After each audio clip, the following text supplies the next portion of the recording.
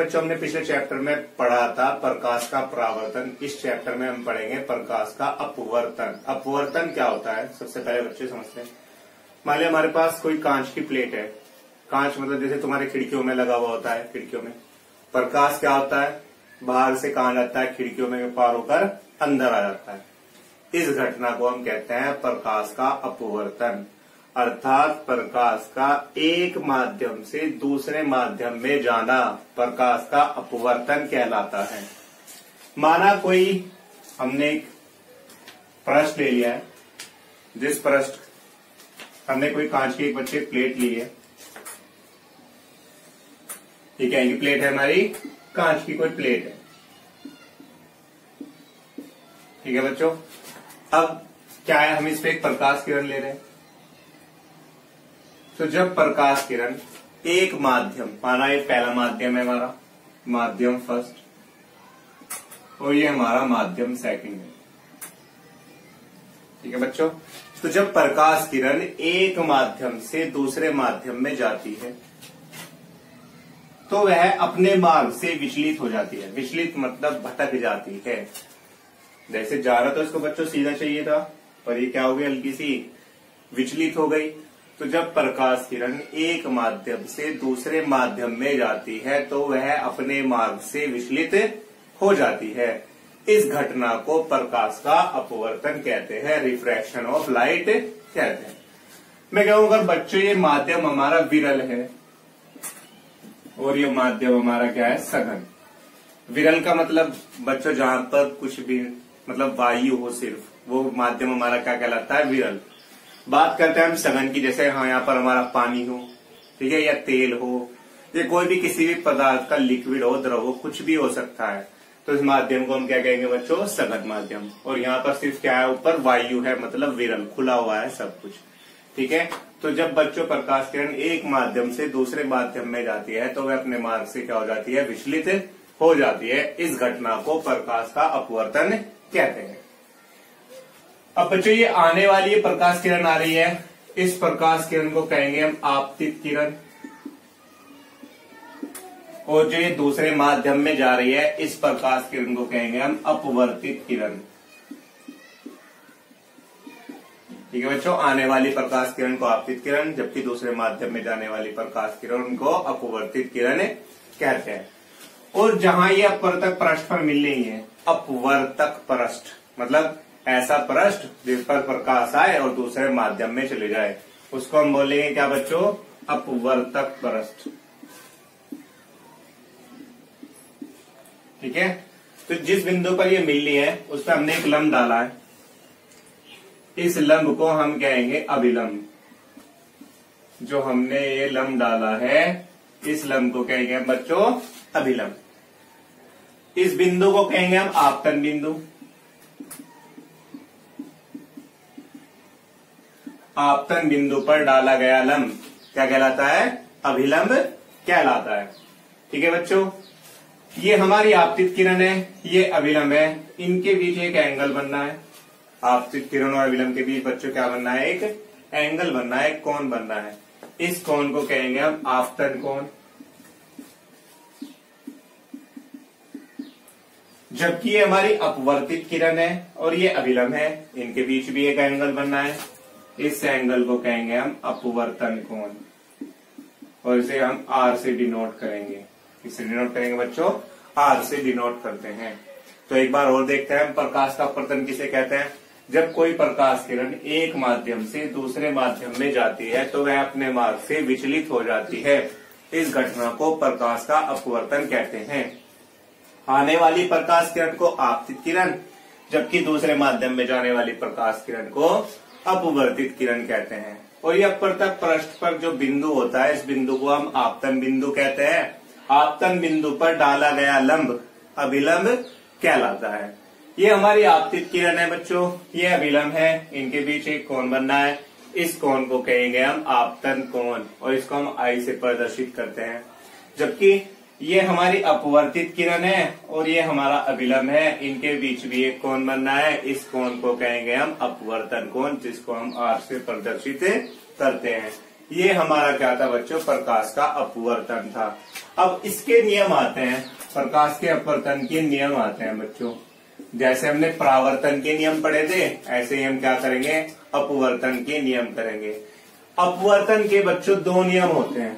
कितने नियम होते हैं, दो नियम होते हैं। सबसे पहला नियम क्या होता है, सबसे पहले नियम की बात करते हैं।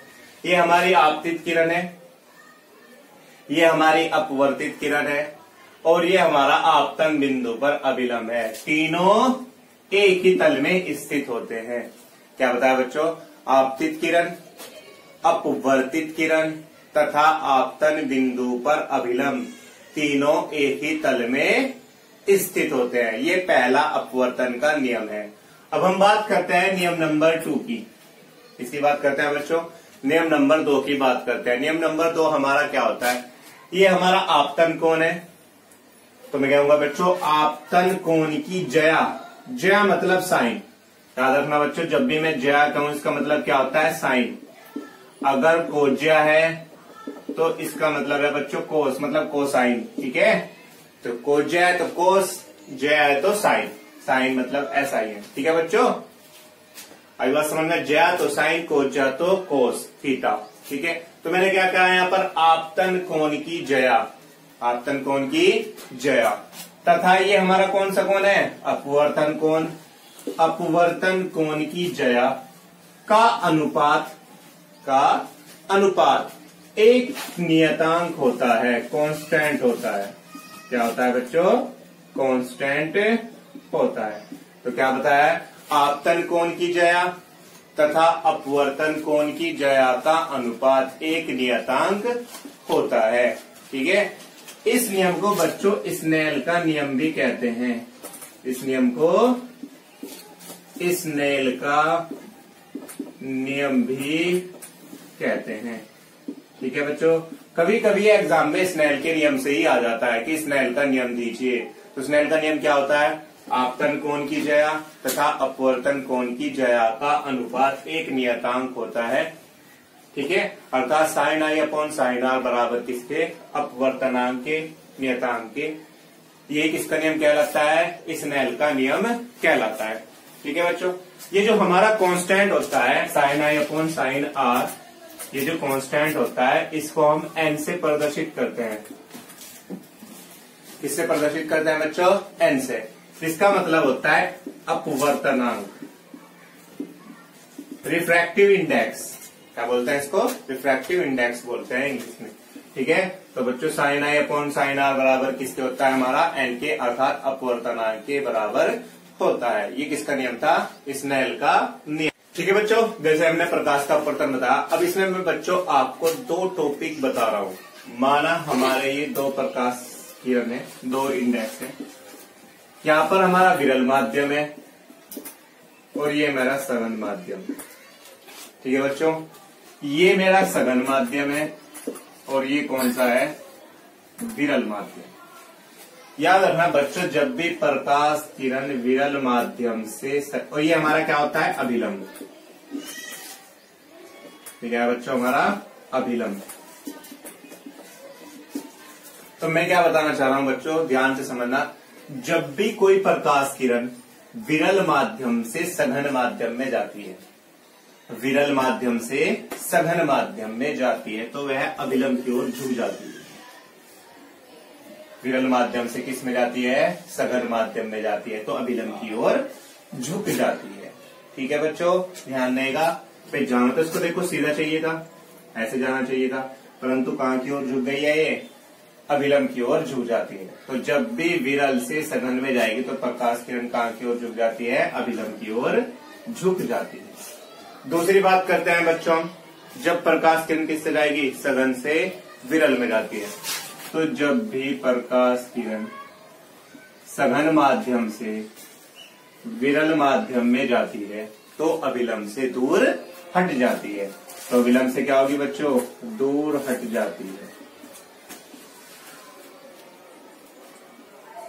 ठीक है, तो जब भी प्रकाश किरण सघन माध्यम से विरल माध्यम में जाती है तो अभिलंब से दूर हट जाती है। कभी कभी तुमने देखा होगा बच्चों, हमने हमारे पास एक कांच का गिलास है जिसमें हमने पानी भर रखा है। अगर हम उसमें कोई पेन उस गिलास के अंदर रखे तो हमें ऐसा लगता है कि जो पेन है हल्का सा तिरछा महसूस होता है, अर्थात क्योंकि बाहर क्या है विरल माध्यम है, अंदर क्या है हमारा सघन माध्यम होता है।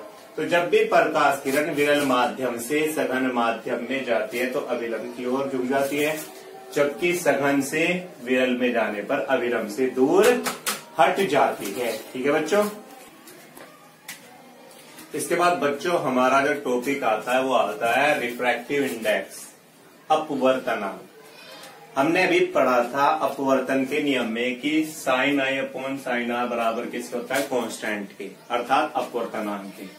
अपवर्तनांक को हम एन से प्रदर्शित करते हैं, रिफ्रैक्टिव इंडेक्स को हम किससे प्रदर्शित करते हैं बच्चों, स्मॉल एन से प्रदर्शित करते हैं। ठीक है। तो मैंने क्या बताया, रिफ्रैक्टिव इंडेक्स क्या होता है। रिफ्रैक्टिव इंडेक्स हमारा दो प्रकार का होता है, टू टाइप्स के रिफ्रैक्टिव इंडेक्स होते हैं। एक तो एब्सोल्यूट रिफ्रैक्टिव इंडेक्स, दूसरा होता है हमारा रिलेटिव रिफ्रैक्टिव इंडेक्स। मतलब पहला निरपेक्ष अपवर्तनांक, दूसरा सापेक्ष अपवर्तनांक होता है। ठीक है। तो मैंने बताया बच्चों हम अपवर्तनांक को हम किससे प्रदर्शित करते हैं, एन से प्रदर्शित करते हैं। तो सबसे पहले हम बात करते हैं निरपेक्ष अपवर्तनांक की। इसकी बात करते हैं निरपेक्ष अपवर्तनांक की। जैसे कि बच्चों हमने यहाँ दो माध्यम लिए, एक माध्यम फर्स्ट और एक माध्यम सेकंड हमारे पास है। मैं कह रहा ये विरल माध्यम है, अर्थात यहाँ पर वायु है, और ये हमारा सघन माध्यम है। ये हमारा क्या है बच्चों, सघन माध्यम है। मैं कह रहा हूँ पहले माध्यम में प्रकाश की चाल है वो c है, जबकि दूसरे माध्यम में प्रकाश की चाल कितनी है, v है। क्योंकि जो हम प्रकाश की चाल है उसको किससे डिनोट करते हैं, हम c से प्रदर्शित करते हैं। तो मैंने क्या बताया बच्चों कि जो निरपेक्ष अपवर्तनांक है हम उसको किससे प्रदर्शित करते हैं, n से प्रदर्शित करते हैं। अपवर्तनांक को हम n से प्रदर्शित करते हैं।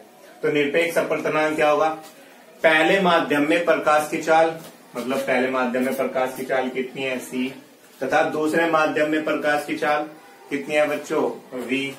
इन दोनों के अनुपात को क्या कहते हैं, निरपेक्ष अपवर्तनांक कहते हैं। अर्थात वायु में प्रकाश की चाल तथा माध्यम में प्रकाश की चाल के अनुपात को क्या कहते हैं, हम निरपेक्ष अपवर्तनांक कहते हैं। इसको हम किससे प्रदर्शित करते हैं, n से। n बराबर किसके, c अपॉन v के, जहां प्रकाश की चाल जो होती है हमारी 3 × 10⁸ मीटर पर सेकंड होती है। तो c का जो मान होता है हमारा कितना होता है, 3 × 10⁸ मीटर प्रति सेकंड होता है। तो n को हम किससे अपवर्तनांक को किससे प्रदर्शित करते हैं बच्चों, n से। n बराबर c अपॉन v। और एक बात बच्चों, अपवर्तनांक का कोई मात्रक नहीं होता है, अपवर्तनांक का कोई मात्रक नहीं होता है, ये ध्यान रखना है बच्चों। कभी कोई मात्रक लिख दें, क्योंकि ये भी प्रकाश की चाल है, ये भी प्रकाश की चाल है, इसका भी मात्रक मीटर प्रति सेकंड होगा, इसका मात्रक मीटर पर सेकंड होगा, जो आपस में कट जाएंगे, अर्थात इसका कोई मात्रक नहीं होता है। इसके बाद बच्चों हम चलते हैं सापेक्ष अपवर्तनांक की। इसकी बात करते हैं सापेक्ष अपवर्तनांक की, रिलेटिव रिफ्रैक्टिव इंडेक्स की। रिलेटिव रिफ्रैक्टिव इंडेक्स में माना, मैं ये कह रहा हूँ बच्चों, ये कोई माध्यम है, यहाँ कुछ भी हो सकता है, जैसे जल, द्रव, कुछ कोई भी द्रव हो सकता है, कुछ भी हो सकता है। ये भी दूसरा माध्यम है, ये भी पता नहीं इनको क्या है, कुछ भी हो सकता है। माना इस पहले माध्यम में प्रकाश की चाल जो हमारी v1 है, और दूसरे माध्यम में हमारी प्रकाश की चाल कितनी है, v2। मैं कह रहा दोनों ही सघन है। ठीक है। तो मैं कह रहा पहले माध्यम में प्रकाश की चाल v1 है, दूसरे माध्यम में प्रकाश की चाल कितनी है, v2 है। तो हम बच्चों कहां से कहां जा रहे हैं, पहले से माध्यम से किस में जा रहे हैं, दूसरे माध्यम में जा रहे हैं। तो जब भी हम ऐसे आए सापेक्ष अपवर्तनांक की बात करें तो हम इसे लिखेंगे 1 और 2। क्या लिखेंगे बच्चों, 1 और 2, मतलब पहले के सापेक्ष। जो स्टार्टिंग में लिखा होगा उसके तो सापेक्ष होगा बच्चों, और जो लास्ट में होगा उसका अपवर्तनांक होगा। उसका क्या होगा बच्चों, अपवर्तनांक होगा। तो इसको हम कैसे पढ़ेंगे, पहले माध्यम के सापेक्ष दूसरे का अपवर्तनांक, क्योंकि हमारी जो प्रकाश किरण है वो पहले माध्यम से किस में जा रही है, दूसरे माध्यम में जा रही है। अगर ये क्या प्रकाश किरण बच्चों दूसरे माध्यम से पहले माध्यम में जाती तो हम इसको लिखते 2n1। क्या लिखते, 2n1, अर्थात दूसरे के सापेक्ष पहले का अपवर्तनांक लिखते। परंतु हमारी प्रकाश किरण पहले माध्यम से किस में जा रही है, दूसरे माध्यम में जा रही है, तो इसलिए हमने लिखा है 1 और 2, अर्थात पहले माध्यम के सापेक्ष दूसरे माध्यम का अपवर्तनांक। और इसमें जो होगा, इसका जो फॉर्मूला होता है वो होता है V1/V2, अर्थात पहले माध्यम में प्रकाश की चाल तथा दूसरे माध्यम में प्रकाश की चाल के अनुपात को रिफ्रैक्टिव इंडेक्स कहते हैं, सॉरी रिलेटिव रिफ्रैक्टिव इंडेक्स कहते हैं। ठीक है बच्चों, तो क्या बताया, सापेक्ष अपवर्तनांक क्या होता है, पहले माध्यम के सापेक्ष दूसरे माध्यम का अपवर्तनांक पहले माध्यम में प्रकाश की चाल तथा दूसरे माध्यम में प्रकाश की चाल के अनुपात के बराबर होता है। ठीक है, अगर मैं बात करूं बच्चों, जैसे हमारे पास कुछ टॉपिक हैं, जैसे मैं तुम्हें बता देता हूं, जैसे वायु को हम किससे प्रदर्शित, इंग्लिश में क्या कहते हैं, एयर। वायु को हम ए से प्रदर्शित करेंगे बच्चों। जैसे हमारा जल है, पानी है, जल को हम इंग्लिश में कहते हैं वाटर, इसको हम W से प्रदर्शित करेंगे। ठीक है बच्चों, जैसे हमारा द्रव हुआ, द्रव कोई भी हो सकता है, लिक्विड, इसको हम L से डिनोट करेंगे। कांच, ग्लास, ग्लास को हम बच्चों G से प्रदर्शित करेंगे। ठोस कुछ भी हो सकता है, सॉलिड, इसको हम S से प्रदर्शित करते हैं। मतलब मैंने यहाँ पे कुछ वर्ड लिखे हैं, अगर हमें कहीं A लिखा हुआ है तो A फॉर एयर मतलब वायु है बच्चों, W है तो W का मतलब जल है, वाटर है। ठीक है, L लिक्विड मतलब कोई भी द्रव हो सकता है, G मतलब ग्लास, कांच हो सकता है, S फॉर सॉलिड मतलब ठोस होगा, कुछ भी हो सकता है बच्चों। अगर मैंने कहीं जैसे अपने लिखा था 1 and 2, इसका क्या मतलब है, पहले के सापेक्ष दूसरे का अपवर्तनांक है। इसी तरह अगर मैं बच्चों ANG लिखता हूं, क्या लिखता हूं, ANG, तो इसका मतलब होगा स्टार्टिंग में क्या लिखा हुआ है, A फॉर वायु, और लास्ट में क्या लिखा हुआ है, कांच। तो मैंने बताया था जो भी शुरुआत में लिखा होगा उसके तो सापेक्ष होगा, और जो बाद में लिखा हुआ है उसका क्या होगा, अपवर्तनांक। तो इसे हम कैसे पढ़ेंगे, वायु के सापेक्ष कांच का अपवर्तनांक, ANG का मतलब होगा वायु के सापेक्ष कांच का अपवर्तनांक। अगर मैं बच्चों GNA लिख दूं तो इसका मतलब होगा कांच के सापेक्ष वायु का अपवर्तनांक। ठीक है, अगर मैंने लिखा है बच्चों WNG तो इसका मतलब होगा जल के सापेक्ष कांच का अपवर्तनांक। बस बच्चों ध्यान रखना है, जो स्टार्टिंग में लिखा हुआ है, जैसे स्टार्टिंग में W लिखा हुआ है तो इसके तो सापेक्ष होगा, और जो लास्ट में लिखा हुआ है उसका क्या होगा, अपवर्तनांक। अर्थात यहाँ जो प्रकाश किरण है जल से कांच में जा रही है तो इसका मतलब होगा जल के सापेक्ष कांच का अपवर्तनांक। अगर मैं बच्चों GNW लिखता हूं तो इसका मतलब होगा कांच के सापेक्ष जल का अपवर्तनांक। ठीक है बच्चों, इसको बहुत ध्यान से समझना। ठीक है, इसके बाद हम स्टार्ट करते हैं, नया टॉपिक है principle of reversibility of light, प्रकाश के उत्क्रमणीयता का सिद्धांत। प्रकाश के उत्क्रमणीयता का सिद्धांत क्या होता है, यहाँ ध्यान से समझना बच्चों। हमारे पास दो माध्यम है, एक माध्यम फर्स्ट है, एक माध्यम सेकंड है। ये माध्यम फर्स्ट से प्रकाश किरण जा रही है माध्यम सेकंड में। हमने क्या किया बच्चों, यहाँ पर एक दर्पण रख दिया। ठीक है, तो प्रकाश किरण एक माध्यम से किस में जा रही है, दूसरे माध्यम में। हमने यहाँ पे क्या किया, इस माध्यम में क्या रख दिया, एक दर्पण। दर्पण मतलब हमने इस पे यहाँ देखो पॉलिश कर रखी है बच्चों, तो ये हमारा क्या हुआ, दर्पण हुआ। तो प्रकाश किरण एक माध्यम से जा रही है, दूसरे माध्यम में गई, वहां पर हमने क्या रखा, एक दर्पण रखा। रिवर्सिबिलिटी मतलब रिवर्स हो जाएगी, प्रकाश किरण इस दर्पण पर टकराकर जिस माध्यम से आ रही थी उसी माध्यम में क्या हो जाती है, वापस लौट जाती है। तो इस घटना को ही हम प्रकाश का उत्क्रमणीयता का सिद्धांत कहते हैं। अर्थात जब कोई प्रकाश किरण एक माध्यम से दूसरे माध्यम में जाती है और दूसरे माध्यम में प्रकाश किरण के मार्ग को बदल दिया जाए तो वह वापस उसी माध्यम में लौट आती है जिससे वह चलती है। इस घटना को ही हम क्या कहते हैं, प्रकाश के उत्क्रमणीयता का सिद्धांत कहते हैं। अर्थात पहले माध्यम से चली, दूसरे माध्यम में गई, यहाँ पे हमने एक दर्पण रखा, दर्पण से टकराकर वापस क्या हो जाती है, रिवर्स हो जाती है। इस घटना को ही हम प्रकाश का उत्क्रमणीयता का सिद्धांत कहते हैं। नेक्स्ट टॉपिक जो बच्चों आता है हमारा, वो आता है रिलेशन बिटवीन रिफ्रैक्टिव इंडेक्स, अपवर्तनांकों के बीच संबंध आता है। ठीक है बच्चों, जैसे कि हमने यहाँ पर एक फिगर बना हुआ है, यहाँ पर हमने एक माध्यम लिया है जो वायु है। वायु को हम किससे डिनोट करते हैं, ए से।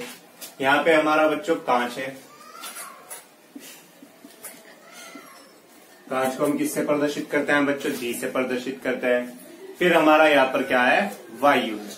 ठीक है, तो प्रकाश किरण वायु से किस में जा रही है, कांच में, और कांच से फिर किस में लौट आ रही है, वायु में लौट आ रही है।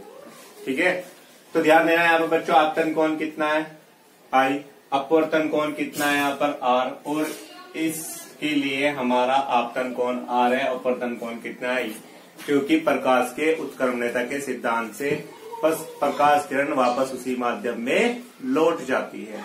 तो सबसे पहले हम बात करेंगे बच्चों, प्रकाश किरण हमारी वायु से किस में जा रही है, कांच में जा रही है। तो मैंने बताया था वायु के सापेक्ष कांच का अपवर्तनांक, हमने पढ़ा था स्नेल का नियम, अपवर्तन का द्वितीय नियम। क्या होता था बच्चों, sine i upon sine r बराबर किसके, अपवर्तनांक के, नियतांक के, कांस्टेंट के। तो प्रकाश किरण हमारी वायु से किस में जा रही है बच्चों, कांच में जा रही है। तो हम क्या कहेंगे, वायु के सापेक्ष कांच का अपवर्तनांक ANG बराबर, यहाँ पर आपतन कोण कितना है, आई, तो साइन आई, अपवर्तन कोण कितना है बच्चों, आर, तो साइन आर। तो वायु के सापेक्ष किसका अपवर्तनांक बच्चों, कांच का अपवर्तनांक, वायु के सापेक्ष कांच का अपवर्तनांक साइन आई अपॉन किसके, साइन आर। ये हो गई हमारी बच्चों इक्वेशन फर्स्ट। अब देखते हैं हम प्रकाश किरण कांच से किस में जा रही है, वायु में जा रही है। कांच से किस में जा रही है, वायु में। तो हम क्या कहेंगे अब, कांच के सापेक्ष वायु का अपवर्तनांक अर्थात GNA। क्या कहेंगे बच्चों, GNA, क्योंकि प्रकाश किरण कहां से जा रही है हमारी, कांच से वायु में जा रही है। अब यहाँ पर देखो बच्चों, हमारा यहाँ पर कांच से वायु के लिए आपतन कोण कितना है, आर, और अपवर्तन कोण कितना है हमारा, आई। तो ये क्या हो जाएगा, साइन आर अपॉन किसके, साइन आई के। इक्वेशन नंबर हो गई हमारी क्या, सेकंड। अब मैं क्या कर रहा हूं, equation first multiply by equation second, समीकरण 1 को समीकरण 2 से गुना करने पर लेफ्ट हैंड साइड में मल्टीप्लाई हो जाएगी, और राइट हैंड साइड में मल्टीप्लाई हो जाएगी। अर्थात ANG इंटू GNA बराबर किसके, sine i upon sine r into sine r upon किसके बच्चों, साइन आई के। साइन आई से क्या कट गया, साइन आई कट गया है, साइन आर से कितना कट गया बच्चों हमारा, साइन आर कट गया है। तो यहाँ पर हमारा कितना बचता है, ANG इंटू GNA बराबर किसके बचता है बच्चों, 1 के बचता है। अगर मुझे यहाँ से GNA का मान चाहिए तो GNA बराबर हो जाएगा हमारा बच्चों 1 अपॉन ANG। कितना हो जाएगा, 1 अपॉन ANG। या अगर मैं यहाँ से ANG निकाल लूं तो ANG हो जाएगा हमारा बच्चों 1 अपॉन GNA। ठीक है, आई बात समझ में बच्चों। तो ध्यान से समझना, अगर हम कुछ भी निकाल ले, मतलब अगर कांच के सापेक्ष वायु का अपवर्तनांक हमारा क्या होगा, रेसिप्रोकल होगा वायु के सापेक्ष कांच के अपवर्तनांक के, या वायु के सापेक्ष कांच का अपवर्तनांक क्या होगा, रेसिप्रोकल होगा, यानी कि 1 अपॉन होगा GNA, कांच के सापेक्ष वायु के अपवर्तनांक के। इसी तरह अगर हम 1N2 कहें, ये अपॉन 1 अपॉन होगा 2N1 के, अर्थात पहले के सापेक्ष दूसरे का माध्यम का अपवर्तनांक क्या होगा, 1 बटा दूसरे के सापेक्ष पहले के माध्यम के अपवर्तनांक के। मतलब हम यहाँ से कुछ भी निकाल सकते हैं, एक दूसरे के हमेशा क्या होंगे, रेसिप्रोकल होंगे। ठीक है बच्चों। अगर देखो मैं कहूँ बच्चों, अगर मुझे WNG निकालना है तो WNG हो जाएगा 1 अपॉन GNW हो जाएगा। क्या हो जाएगा, 1 अपॉन GNW। या GNW हमारे पास है तो ये क्या हो जाएगा, 1 अपॉन WNG। मतलब एक दूसरे के क्या होंगे, रेसिप्रोकल होंगे। ठीक है, आई बात समझ में बच्चों। तो मैंने क्या बताया, एक बार और समझाता हूँ कि अपवर्तनांकों के बीच संबंध क्या था। जब भी प्रकाश किरण एक माध्यम से दूसरे माध्यम में जाती है तो वह अपने मार्ग पर लौट आती है। हमने भी पढ़ा था रिवर्सिबिलिटी ऑफ रिफ्रैक्टिव इंडेक्स, मतलब प्रकाश का उत्क्रमणीयता का सिद्धांत पढ़ा था। उस सिद्धांत से हमने क्या पाया कि GNA बराबर किसके होता है, 1 अपॉन ANG के होता है। अर्थात ANG इंटू GNA बराबर किसके होता है बच्चों, 1 के होता है। अगर मैं कहूं बच्चों, यहाँ पर हमारे हमने कितने माध्यम लिए थे, 2 माध्यम लिए थे। अगर मैं इन माध्यमों को चेंज कर दूं, चेंज मतलब यहाँ पर जो हमारा माध्यम है ये कांच है, इस कांच को मैं कर दूं जल, वाटर W से डिनोट करेंगे, और यहां पर हो गया हमारा कांच, और यहां पर आ जाए हमारा क्या, वायु। ठीक है बच्चों, तो प्रकाश किरण पहले वायु से किस में जाएगी, जल में, जल से किस में जाएगी, कांच में, कांच से फिर किस में लौट आएगी, वायु में वापस लौट आती है। तो ध्यान से समझना बच्चों, जैसे हमारा ANG गुना GNA किसके बराबर आया, 1 के बराबर आया, क्योंकि हमारे पास वहां से 2 माध्यम थे, वायु से किस में जा रही थी वहां, कांच में, और कांच से किस में आ रही थी, वायु में। तो हमने लिखा था वहां पे ANG इंटू GNA बराबर कितना, 1। अगर हमारे पास 2 या 2 से अधिक माध्यम हो, जैसे वायु हुआ, जल हुआ, कांच हुआ, फिर वायु, तो सबसे पहले बच्चों प्रकाश किरण वायु से किस में जा रही है, जल में, तो ये लिखेंगे हम ANW। फिर जल से किस में जा रही है बच्चों, कांच में, तो WNG। कांच से फिर किस में जा रही है बच्चों, एयर में, वायु में, तो इसे क्या लिखेंगे हम, GNA। और ये सब किसके बराबर होगा, 1 के इक्वल होगा। ठीक है बच्चों, तो ध्यान से समझना, वायु से जल में, वायु के सापेक्ष जल का अपवर्तनांक, जल से कांच में, जल के सापेक्ष कांच का अपवर्तनांक, कांच से वायु में, अर्थात कांच के सापेक्ष वायु का अपवर्तनांक, सब किसके इक्वल होगा, 1 के इक्वल होगा। ठीक है, अगर बच्चे यहां से हम WNG का मान निकालते हैं, तो GNA और ANW ये कहां जाएंगे, 1/, में जाएंगे, तो 1/, ANW into 1 into GNA into कितना, GNA। क्योंकि तुम्हें पता है बच्चों, यहां से हमने अभी निकाला था GNA इंटू GNA किसके बराबर होता है, 1 के। अगर मैं यहां से GNA निकालता हूं तो GNA किसके बराबर हो जाएगा, 1/ANG के। तो इस GNA की जगह हम क्या पुट कर सकते हैं, 1/ANG पुट कर सकते हैं।